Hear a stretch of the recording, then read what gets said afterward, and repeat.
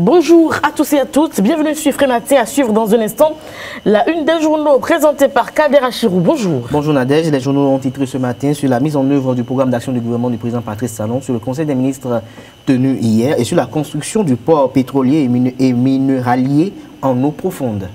En sport, Jonathan Adessi nous parlera du sélectionneur algérien Lucas Alcaraz, c'est bien ça, j'y suis parvenu, qui refuse de jeter l'éponge. Nous en parlerons dans un instant. Le débat, nous vous proposons en nouvelle diffusion le débat d'hier sur l'affaire Bébécom SB2E et puis le journal sera présenté par Aude Guézodier. Bonjour. Bonjour Nadège, nous parlerons du lancement officiel des épreuves pratiques pour les examens nationaux de licence professionnelle dans la filière tourisme et de l'expulsion des Kémi Séba du Sénégal. Bienvenue, bonjour, voici la pub. Papa. Oui, ma fille. Tu sais, je t'ai dit qu'après mon bac, je veux devenir journaliste reporter d'images, non? Papa, tu penses m'inscrire où? ESAE. ESAE, papa. Waouh! Maman, maintenant que j'ai eu le bac, je veux faire les finances et trésors. Tu comptes m'inscrire où? ESAE, beau-fils. ESAE? Oui, maman! Papa. Oui. Tu sais qu'après mon bac, je vais être diplomate, non? Tu comptes m'inscrire dans quelle université? Mais ESAE, naturellement. ESAE?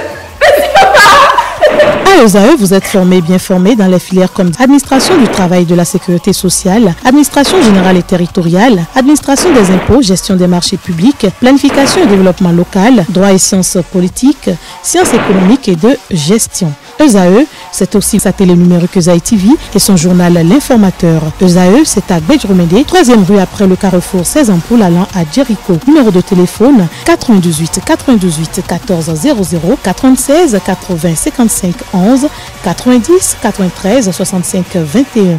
ESAE, l'excellence a un nom.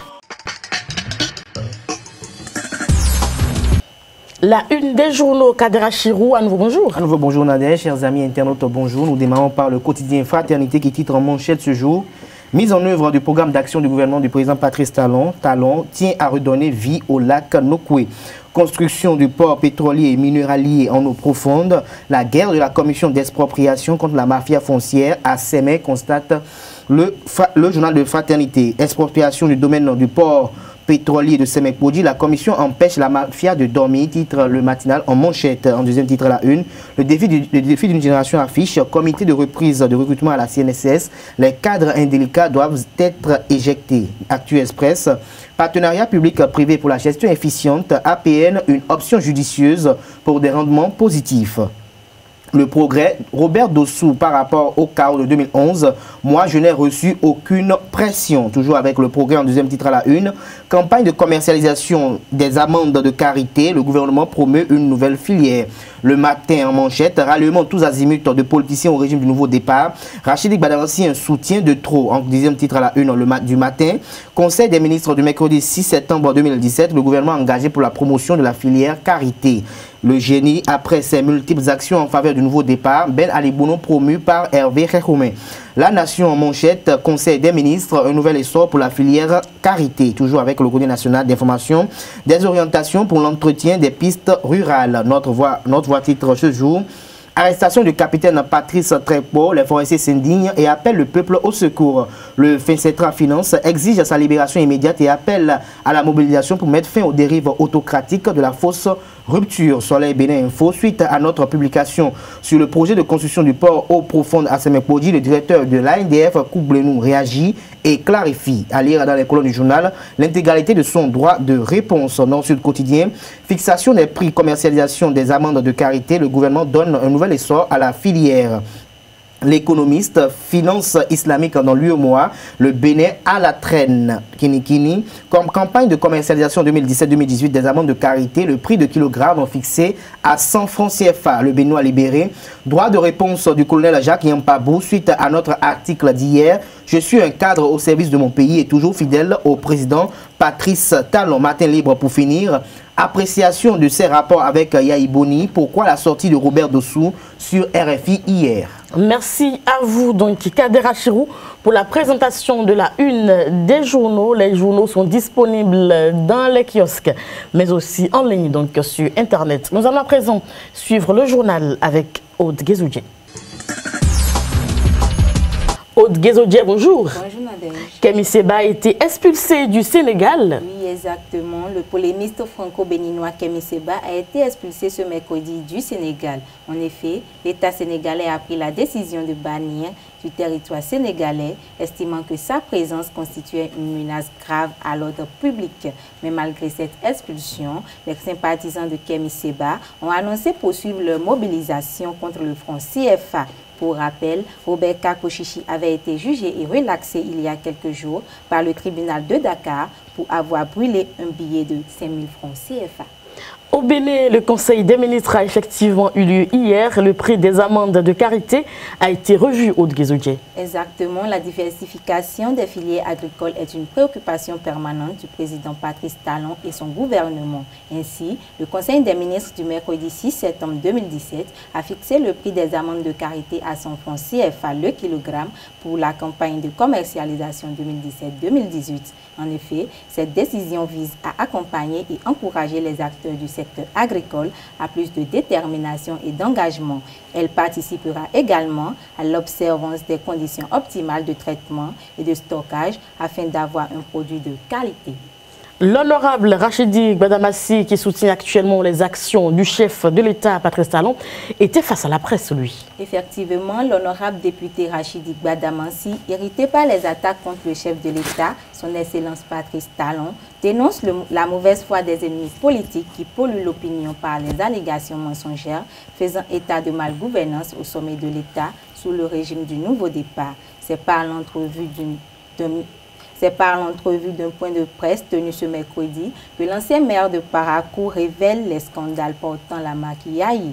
Il rappelle aux donneurs de leçons, membres du régime de faim, que la gestion n'était pas aussi bonne qu'il le laisse entendre au peuple. La gestion accabreuse de la filière coton, les véhicules d'occasion, ICC Services et Affaires Sensad, Selon lui, les montages financiers organisés sous le régime Yahi ayant pour seul but de remplir les poches au détriment du peuple béninois. Des accusations sérieuses portées à l'encontre des FCBE, Gbadamassi invite même les opposants à un débat contradictoire pour prouver ces allégations. Scandale marque Yahi, donc révélé par Rachidi Gbadamassi, il faut le faire effectivement. Et puis l'examen national de licence professionnelle, filière tourisme, la phase pratique a lieu hier. La ville de Ouidah a accueilli dans la matinée d'hier les candidats à l'examen national de licence professionnelle dans la filière tourisme pour la phase pratique de leur évaluation. Au cours de cette phase pratique, les candidats ont été répartis en groupes pour travailler sur les différents sites existants dans la cité des Passés. La cérémonie de lancement officiel des épreuves de cette phase pratique a connu la présence effective des cadres du ministère de l'Enseignement supérieur et de la Recherche scientifique et ceux du ministère des Tourismes. On les écoute au micro de nos reporters. En termes de tourisme, Ouidah est un peu un condensé de tous les types de tourisme et de patrimoine qu'on peut retrouver au Bénin. En termes de tourisme de mémoire, en termes d'écotourisme et dans bien d'autres matières encore. Donc le choix est indiqué et la ville de Ouidah s'inscrit donc dans ce partenariat avec les autorités du ministère pour accompagner non seulement leur approche, mais toute la volonté donc, du gouvernement de faire du tourisme un secteur, un levier pour le développement de notre pays. Quand les efforts actuellement entrepris par le gouvernement pour révéler la destination touristique Bénin rencontrent un effort de formation de cadres qualifiés, ce n'est qu'un sentiment de satisfaction de voir que le Bénin s'apprête réellement à valoriser ses sites, à réaliser des infrastructures, mais aussi à former du personnel qualifié qui contribuera à travailler à ce que notre destination offre dans les prochaines années des services de qualité conformes aux normes et standards internationaux. Ce jour est historique. Madame la ministre a insisté pour que les examens nationaux dans leur phase professionnelle ne se passent pas seulement dans les quatre murs. Nous sommes à Ouidah aujourd'hui, demain ce sera une autre ville. Nous sommes avec les candidats du tourisme, demain ça va être les journalistes, et ainsi de suite pour que véritablement le jour nouveau, tant entendu, se lève sur le secteur des structures privées d'enseignement supérieur au Bénin. Tiens à préciser que les réformes engagées au niveau de l'enseignement supérieur sont des réformes irréversibles. Et ceux qui n'ont pas compris, je crois que doivent rapidement se remettre vraiment dans la logique dans laquelle on s'est mis au ministère de l'enseignement supérieur. Parce que notre pays a besoin d'être développé. Pour être développé, il faut des cadres compétents. C'est pour ça que nous sommes là aujourd'hui. Et je crois que l'année prochaine, les choses vont mieux encore se passer. La seule vision que nous prenons en termes de formation au niveau du ministère de l'Enseignement supérieur et de la Recherche scientifique aujourd'hui, c'est d'y mettre davantage de qualité, davantage de professionnalisme dans tout ce que nous faisons. Le système LMD l'exige. Et donc c'est pour ça que nous avons introduit cette mesure qui ne consiste qu'à valider vos acquis, les compétences que vous aviez acquises tout au long du cursus de formation. Donc ce n'est qu'un examen. Le piment vert nous intéresse donc pour boucler le journal Sufri Matin. Oui, le piment, ce fruit à saveur piquante, existe sous différentes formes et couleurs. Les plus grands chefs affirment que le piment vert est le plus doux et le piment rouge le plus fort. Au Bénin, dans les foyers, le piment vert est très apprécié par les dames pour relever le goût des plats de la famille. Actuellement, sur les étalages, son prix est revu à la baisse pour des raisons de culture. Les AETV s'est rapproché de quelques dames pour partager avec elles leur quotidien. Elles se prononcent au micro de nos reporters. Saison par saison, si. Nous vendons le piment saison par saison. À des moments donnés, on vend le piment des toffis. Mais cette fois-ci, c'est la saison du piment de Kandi que nous vendons.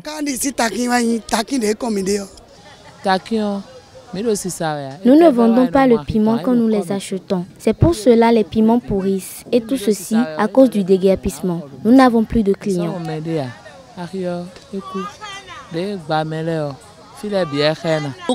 a vendu le piment en temps, mais depuis un moment, on ne vend plus rien.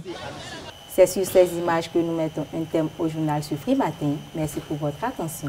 Merci à vous, Aude Guézodier, pour la présentation.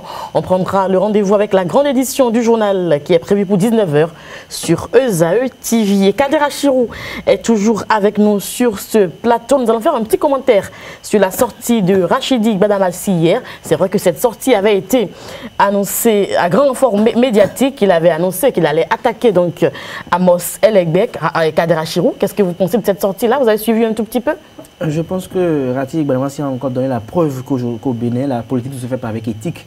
Parce que pour quelqu'un qui a tout le temps, dans le septentrion, chanté les louanges de Boni Yayi, qui a tout le temps dit que Boni Yayi était le docteur national, et qu'aujourd'hui, du jour au lendemain, parce que qui, lors des présidentielles récentes, a fait comment on appelle, allégeance au candidat Sébastien Germain à Javon, et qu'aujourd'hui, il est avec Patrice Talon, quand bien même, comment on appelle, Sébastien Germain à Javon est en discordance avec Patrice Talon et qu'ils disent aujourd'hui que la gestion de Thomas Boni Yayi est une gestion chaotique et qu'il y a eu de gros scandales sous Boni Yayi. Où était-il en tant qu'honorable député, en tant qu'élu du peuple pour contrôler l'action gouvernementale? Qu'est-ce qu'il a pu faire à l'époque au niveau du Parlement pour quand même freiner toutes ces dérives qui étaient faites, qui étaient commises par peut-être de façon consciente ou peut-être pas errement par le régime passé? Qu'est-ce qu'il a pu faire? Il n'a rien fait. Alors, quand il s'attaque au conseiller Amos Elegbek, je pense que ce n'est pas ignorance politique,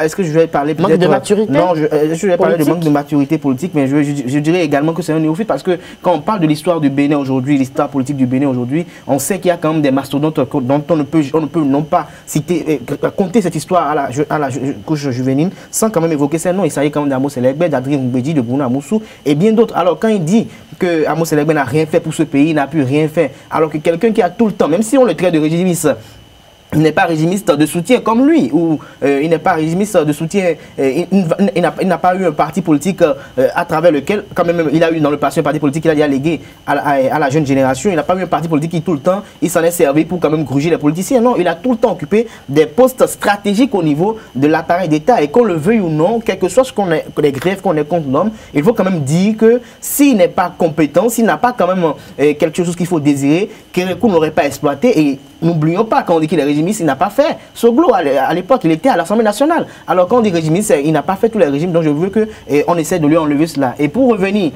avant de finir, par rapport toujours à Rachidi Badamassi, je pense qu'il est temps aujourd'hui que la population du Septentrion se réveille et soit éveillée pour quand même bannir la voie quand même à ces opportunistes politiques qui tout le temps sont ne reste que là à chercher, à opiner dans le but d'avoir quand même des intérêts nombriliques qui ne sont pas totalement en phase avec les aspirations profondes du peuple, qui ne sont pas totalement en phase avec le bonheur ou des actions qui vont prôner pour le bonheur des populations. Et tout le temps, il est temps aujourd'hui que Patrice Talon aussi, de son côté, qui veut prôner la rupture, qui veut prôner quand même un nouveau départ et qui prône quand même une nouvelle ère sur tout ce qui est béninois, que tous les secteurs, que ce soit le secteur politique, le secteur de l'enseignement supérieur, le secteur de l'enseignement primaire, tout ce qui au niveau de politique avec les réformes, même si la constitution n'est pas encore, n'est pas encore validée au niveau de l'Assemblée nationale ou bien au niveau du peuple, il faut quand même que dans les comportements, on puisse quand même freiner un peu ces actions qu'on puisse quand même humilier quand même ces politiciens qui eux-mêmes n'ont pas, comment on appelle,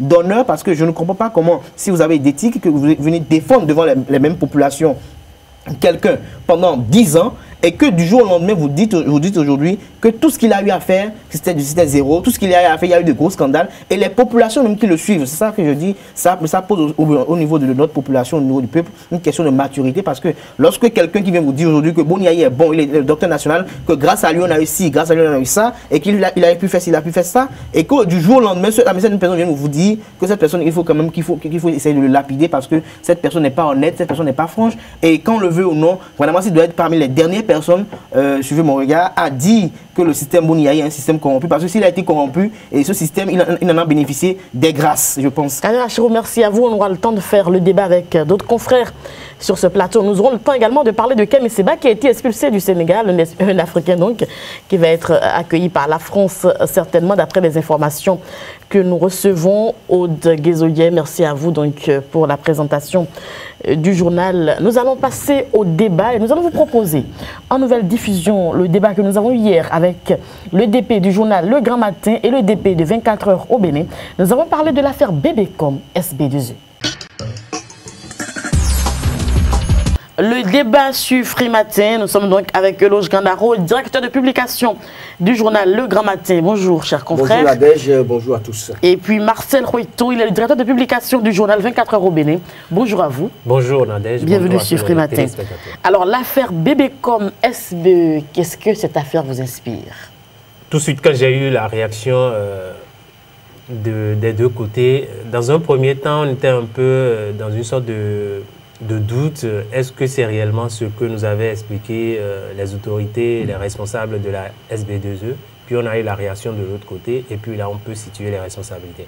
Mais la première chose que je dis, il faut chercher à voir depuis ce temps, pour une situation où on n'a plus contrôlé les compteurs alors qu'on a des agents qui devaient le faire de façon mensuelle. Ça a commencé depuis 2005 pour d'autres et puis le second je crois c'est un peu plus tard. Je dis, situer les responsabilités, c'est d'abord commencer par cerner au niveau de la SB2E ceux qui doivent faire le travail. On ne peut pas rester dans une situation qui a duré banalement pour d'autres près de 10 ans sans qu'on ne ressente rien et qu'on ne constate rien et que c'est maintenant qu'on est... D'abord, moi, on m'a toujours appris que en matière de gouvernance, c'est toujours une succession. Quand une équipe sort et qu'il y a une équipe qui vient, vous devez savoir à peu près ce qu'ont fait vos prédécesseurs pendant tout le temps. Alors, comment est-ce que c'est maintenant qu'on se rend compte, pendant tout ce temps, qu'on n'a pas eu cette situation, qu'on a des situations d'incohérence où il y a des gens qui ne respectent pas les principes pendant tout ce temps et on n'a rien dit.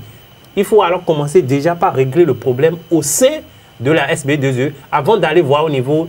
Si on n'a même pas besoin d'aller vers le client, d'abord pour comprendre, mais si on veut tout comprendre réellement, on doit savoir qu'il y a des mains cachés derrière dans la maison, qui ont caché cette situation pendant tout ce temps avant de revenir maintenant pour aller voir qu'en est-il réellement au niveau. Je crois que c'est aussi simple que ça si on veut régler ce problème, parce que c'est une question très technique au niveau de la SB2E.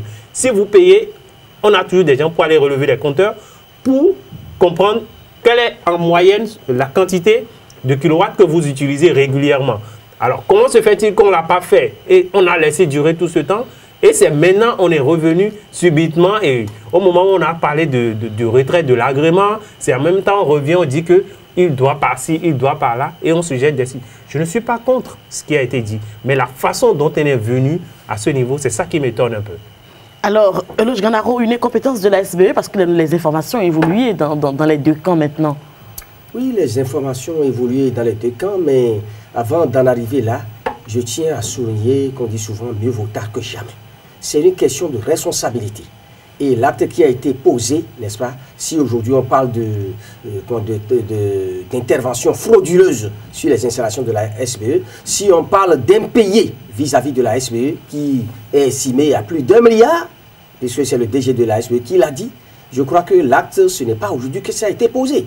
Donc il faut remonter, n'est-ce pas, au gouvernement passé pour dire que, mais quel a été le rôle, quelle a été la responsabilité de l'ancien gouvernement voilà, qui était là, qu'il faut me rappeler les anciens DG, l'État est une continuité. Bon, maintenant, si cela n'a pas été fait, n'est-ce pas, depuis l'ancien régime, cela n'a pas été fait, ça ne veut pas dire que le pouvoir actuel doit se taire là-dessus. Puisque après tout, c'est un manque à gagner. C'est les caisses de l'État qui ont saigné.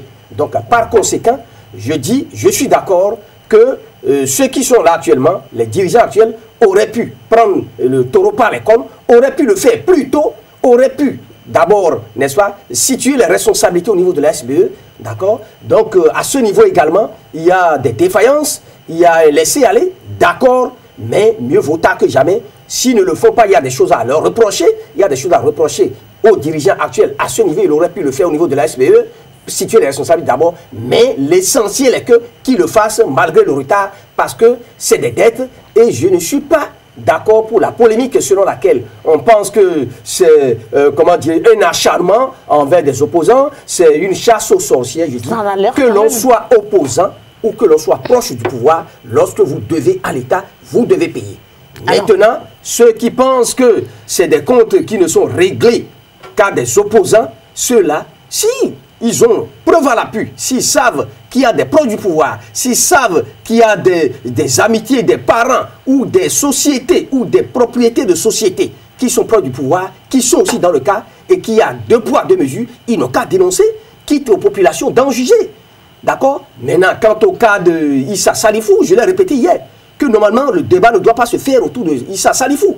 Ce n'est pas sa personne qui est concernée. S'acharner contre Issa Salifou et vouloir le traîner de la bouche, ce n'est pas l'essentiel. Je crois que c'est la société qui est concernée. Heureusement, Issa Salifou est sorti, il a parlé, maintenant il a démenti, il a rejeté tout ce que certains ont porté comme accusation à son encontre, n'est-ce pas, pour dire qu'en réalité, ce n'est pas lui qui est concerné. En réalité, c'est Canal 3, les explications étaient claires. Donc, les installations étaient au niveau de Canal 3, il a parlé. Maintenant, si ce n'est pas le cas, les 2 parties ont le temps encore de se voir. Depuis 3 mois, je crois que Canal 3 fonctionne avec un groupe électrogène. Pour qu'il y ait la manifestation de la vérité, on sache là où se situe les compteurs du côté de la télévision. Ceux qui ont trafiqué ou ceux qui doivent effectivement. Il a parlé, donc on doit prendre en compte ce qu'il a dit. Et il revient au DGSBE, il revient à l'État de prendre en compte ce que Issa Salifou a dit. Et dans les jours à venir, de nous donner, de nous montrer vraiment où se situe la vérité. La responsabilité. Et qui est responsable, qui est vraiment auteur pour que les fonds dus, on puisse les récupérer, on puisse les faire rentrer vraiment au profit de l'État. Saleh Sifou était donc aux côtés du chef service technique de Canal 3 hier. Il a réagi, il a indiqué que c'est Canal 3 qui est impliqué dans ce dossier-là et que c'est Canal 3 qui devrait en répondre. Canal 3 devrait en répondre, ça ce n'est pas le problème. La première chose que moi je dis à ce niveau, il faut démarquer la personne de Salifou de la personne morale qu'est les sociétés concernées. Que sont les sociétés Belbéné Communication et Canal 3? Nous sommes tous d'accord que Issa Salifou reste un acteur politique et je ne veux pas aller dans un premier temps sur le terrain politique ou essayer de confondre le gouvernement à la société SB2E. Je veux rester rigoureusement au niveau de la SB2E et dire, même si entre-temps il y a eu changement des responsables au niveau de la SB2E, c'est une succession. C'est pourquoi je parlais tout à l'heure de technique. Ce que nous disons, ce n'est pas un truc qu'on a inventé, c'est un truc qui est là, on peut toujours relever, on peut connaître depuis quand il consomme. Il y a toujours des traçabilités pour Exactement. remonter. Alors, s'il en est ainsi, comment se fait-il que jusque-là, on n'a pas relevé les compteurs jusque-là? Qui devait le faire? Les compteurs mis en cause aujourd'hui ne sont pas seuls dans la zone. Et je suis sûr qu'il y a des agents de la SB2C qui vont jusque-là. Comment est-ce qu'eux, ils n'ont pas constaté cela ou bien n'ont pas annoncé à informer leurs responsables qu'il y a des compteurs comme ça qu'on n'a pas relevés? Est-ce que les maisons en question portent le nom de Issa Salifou? Il y a beaucoup de questions qu'il faut commencer par se poser. Et c'est pourquoi je disais tout tantôt qu'il faut d'abord retourner à la SB2E au niveau de la société et aller voir comment est-ce que ça a été fait, cette organisation. Parce que, mais tenez-vous tranquille, ça a duré près de 10 ans. Tenez-vous tranquille. Et on n'a rien constaté, on n'a rien dit. Et il n'y a aucun responsable qui ne soit mêlé à cela pour dire, mais moi, je ne peux pas continuer à fermer les yeux sur ça. Et pendant tout ce temps, ça a duré. Et maintenant, on trouve que, quand vous voyez tout ce qui se passe, c'est vrai que Issa Salifou reste l'un des acteurs de ces deux sociétés en question, Bébécom et Canal 3. Mais allez voir les statuts juridiques. Est-ce qu'il est le seul? Cela veut dire qu'on ne peut pas lui attribuer d'office, s'il n'est pas le seul associé à la tête de ces sociétés-là, cela veut dire qu'on ne peut pas lui attribuer d'office la propriété directe de cette société. À partir de ce moment, il faut le mettre de côté. Mais étant donné que c'est un homme politique, et qu'on connaît, et que tout le monde connaît, forcément, lorsque les problèmes, dans un premier temps, on a retiré l'agrément à Canal 3, puis on a parlé. Vous voyez, c'est des... Abel Béné Communication. Oui, Abel Béné. À ce groupe-là, puisque c'est un groupe, et puis on va maintenant à Canal 3. Et tout ça appartient, c'est là où tout le monde a tendance à confondre un peu ces sociétés à la personne de Issa Salifou. Il faut que dans le débat, qu'on puisse démarquer les deux. Et c'est ce qu'il a justement essayé de faire. Que si ça doit, et les sociétés sont en difficulté, ce n'est pas lui. C'est plutôt la personne morale de ces sociétés-là qui doit en répondre. Alors, peut-être les maisons où sont situées ces sociétés, sont ses propriétés. Là, c'est un autre débat. Mais je dis jusque-là, il faut qu'on laisse carrément de côté la personne de Issa Salifou. La personne physique de Issa Salifou. Qu'on va directement, qu'on situe les responsabilités entre la SB2E et la société, les deux sociétés, que ce soit Canal 3 ou Belvédère, pour essayer de revoir comment est-ce qu'on en est arrivé à cette situation. Et là, on peut en discuter clairement. Alors moi, je dis la question politique, ça, nous ne voulons pas encore être là. Peut-être si on a des comptes à régler, mais quand tel que ça se passe, moi je dis pour les sociétés nationales au Bénin, je crois qu'on doit trouver des situations atténuantes. Même quand on se retrouve à des pareilles situations, on va à des échanges, on négocie, on discute, mais on n'y va pas tout de suite parce qu'aujourd'hui, j'aurais appris que au niveau de Canal 3, il ne fonctionne que sur groupe. Sur groupe, exactement. Alors, mais si on en est arrivé là, mais il ne faut pas décourager les promoteurs des sociétés. Si on doit toujours commencer par les mettre en difficulté, alors que ceux qui viennent de l'extérieur se sentent beaucoup plus à l'aise, il y a un vrai problème. Effectivement, on aura l'occasion de refaire le débat par rapport à cet aspect précis. La liste du deuxième gouvernement de Talon sera rendue publique dans quelques jours. Le remaniement est imminent. DP. Ah, voilà, c'est ce que nous avons appris. Je sais que depuis quelques semaines, les rumeurs persistent. Donc, nous attendons que tout cela soit confirmé, mais d'après ce que nous avons parlé. Parce que, qu'on le veuille ou non, le président Talon est le seul à pouvoir décider. Exactement. Il peut au dernier moment changer d'avis. Il peut vouloir maintenir l'équipe là, mais certains estiment que compte tenu de certains indicateurs et compte tenu du temps qu'il a déjà fait, que c'est fort possible que dans les jours à venir, qu'il y ait un nouveau gouvernement. Bon, c'est à lui de décider de l'opportunité. Il y a quelques réglages quand même. Quelques réglages. Donc voilà. Ce n'est pas mauvais. S'il y a des technocrates qu'il faut maintenir, s'il y a des politiciens qu'il faut faire arriver, je crois qu'il lui revient d'en juger. L'essentiel est que ça soit un gouvernement, n'est-ce pas, qui soit vraiment au service du peuple et qui puisse travailler pour apporter l'essentiel à ce que attend la population béninoise. Marcel Roueto, depuis que la nouvelle a été donnée, est-ce que vous avez fait une analyse des problèmes de départ? Depuis l'information est là, on nous annonçait à la rentrée du gouvernement, tout de suite on aura une nouvelle équipe. Mais c'est sans compter avec le caractère imprévisible de notre chef d'État qui n'est pas comme son prédécesseur où dès que l'information, une décision est prise, tout de suite c'est sur la place publique. Avec le gouvernement en place, l'équipe qui dirige depuis le 6 avril 2016, je crois qu'il faut qu'on comprenne que ce ne serait plus la même chose. Mais il ne finira pas le faire quand même.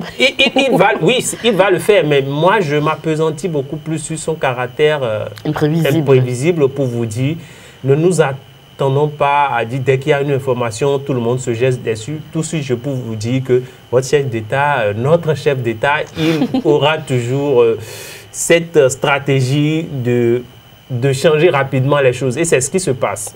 C'est vrai que l'information a circulé, tout le monde a traité l'information. Les médias se sont jetés dessus, en ont fait leur chou gras pendant tout le temps, mais malheureusement... On a juste fait ça pendant la période où il était en congé, où il devait rentrer. Oui, tout le monde a annoncé. Et là, il n'y a pas encore 3 semaines. Oui, ce n'est pas 3 semaines, mais quand vous annoncez en matière d'information, voilà, on en parlait. En matière d'information, quand vous donnez, nous donnons les informations, nous devons suivre avec précision. Je sais qu'il y a de mes confrères qui ont donné aussi des dates, que ça va se faire, mais ça n'a pas été fait. Cela veut dire que c'est d'abord un camouflet pour nous. Et je dis, nous devons commencer par comprendre dans un premier temps que nous sommes avec un chef d'État qui n'est pas comme son prédécesseur et que désormais nous devons beaucoup faire attention. Mais c'est notre rôle également d'en parler. Tout à fait, tout à fait. Parce qu'on a annoncé à un peuple, à un public, aux lecteurs qui attendent tout de suite parce qu'on leur a situé qu'à la rentrée, on aura une nouvelle équipe. Mais cette nouvelle équipe n'est pas encore de la rentrée, hein? Mais la rentrée a repris. Donc on attend même si la rentrée. Donc on est encore dans le timing. Mais de toutes les manières, moi je veux rester un peu dubitatif parce que ce n'est pas évident, tel que je suis en train d'observer le président de la République, qu'il puisse respecter la date telle que l'annoncent les médias. Nous, on est en train de parler...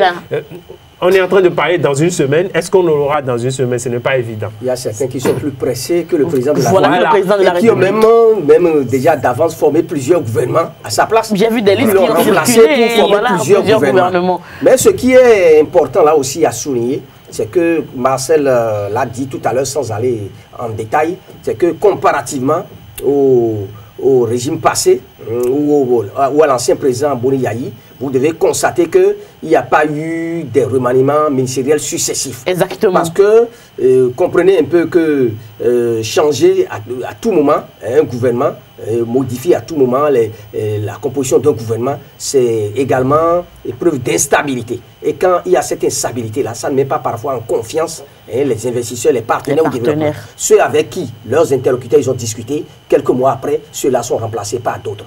Donc cela crée une sorte d'instabilité qui ne permet pas aux partenaires au développement et d'autres qui veulent bien investir, qui veulent bien contribuer au développement du pays, de discuter valablement, d'avoir un interlocuteur qui est là en permanence et avec qui ils peuvent poursuivre l'œuvre qu'ils ont commencée. Donc moi je pense que c'est bien. Si c'est vraiment nécessaire de procéder à un remaniement ministériel, il faut le faire. Mais comme le président Talon le fait actuellement, je crois qu'il a mis du temps. Ça fait près d'1 an déjà. Bien Donc sûr. s'il arrive qu'il le fait maintenant, on ne va pas crier au scandale où nous ne serons pas surpris. Bien au contraire. Voilà. Merci à vous, Eloge Granaro. Marcel Rueto. Je voudrais finir en disant que vous voyez un gouvernement tel que l'a dit mon année tout à l'heure, c'est que il n'y a pas un délai pour remplacer. Lorsque vous sentez qu'il y a quelque chose qui ne va pas dans votre équipe, pour sa cohérence, pour le bon déroulement des travaux, on peut changer à tout moment. Je me rappelle que Boni Yayi, quelque temps après, a sorti la ministre de l'Éducation à l'époque, ou de l'enseignement, je crois. Colette Rueto à l'époque, subitement, voilà. Parce qu'à un moment donné, ça... Donc il n'y a pas un délai constitutionnel où ils doivent faire une période. Qu'un ministre puisse rester durant tout un mandat ou qu'il s'en aille 2 ou 3 jours après, il n'y a pas de problème. Mais le problème, c'est que tout le monde, à un moment donné, veut voir les choses s'améliorer. S'il y a toujours des compétences qu'on peut apporter pour que ça avance, autrement, il n'y a pas de souci. Et ce qui est sûr, c'est que tout le monde finira par partir. Merci à vous. Donc, Marcel Rueto, vous êtes le directeur de publication du journal 24 heures au Bénin. Vous étiez avec Eloge Granaro. Merci à vous. Merci, vous êtes le directeur de publication du journal Le Grand Matin. Nous allons passer à Free Sport sur Free Matin. Retour plateau sport. Jonathan Adessi, bonjour. Bonjour Nadège. Le sélectionneur algérien Lucas Alcaraz refuse de jeter l'éponge. Oui, l'Espagnol Lucas Alcaraz a affirmé qu'il n'avait aucune intention d'abandonner son poste de sélectionneur de l'Algérie. En perdant mardi soir contre la Zambie, l'Algérie a définitivement laissé filer ses chances de qualification pour le Mondial 2018 en Russie. L'ancien manager de Grenade a essuyé beaucoup de critiques, mais il fait face. En conférence de presse, il a clairement affiché qu'il n'avait pas l'intention d'abandonner son poste. Et à ceux qui l'auraient rapidement oublié, il a rappelé que la qualification pour le Mondial 2018 ne faisait pas partie de ses objectifs quand il a été engagé avec la Fédération algérienne de football. L'intéressé déclare « Je ne pense pas partir car je n'ai pas été engagé pour qualifier l'Algérie à la Coupe du Monde. Mon objectif, c'est la CAN 2019. Et on doit régénérer l'équipe pour réapprendre à gagner. L'Espagnol est maintenant contraint de bâtir sur un champ de ruines. » Lucas Alcaraz a donc été précis et clair. Il avait bel et bien un objectif. Serge Aurier, quant à lui, est satisfait de son départ du Paris Saint-Germain.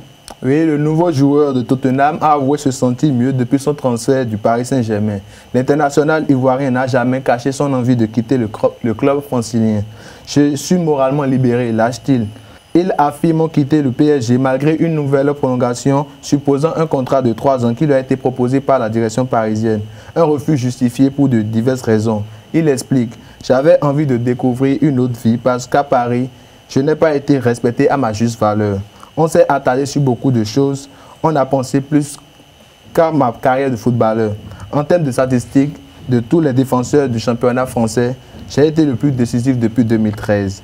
J'ai gagné 9 titres avec le Paris Saint-Germain. C'est pour dire qu'il y a des choses plus importantes dans ma carrière, mais ils ont préféré s'attarder sur ce qui s'est passé en dehors des stades. » Et pour boucler cette page des sports, le franco-camerounais Kylian Mbappé a été présenté au Parc des Princes. Oui, la présentation de Kylian Mbappé s'est effectuée dans la matinée d'hier au Parc des Princes, loin de la cérémonie de gala offerte au Brésilien Neymar. Lors de sa présentation au Parc des Princes, le PSG, à l'image de son joueur de 18 ans, a fait dans la sobriété et dans la simplicité. En conférence de presse aux côtés de Nasser El Khelaifi, le joueur de l'AS Monaco s'est dit satisfait de son transfert au PSG et surtout a réitéré son soulagement de pouvoir rester en France. Même si le club de la capitale a toujours été un rêve pour Mbappé, l'arrivée de Neymar l'a beaucoup plus convaincu. Le désormais deuxième joueur le plus cher de l'histoire. Son transfert est estimé à 180 millions d'euros.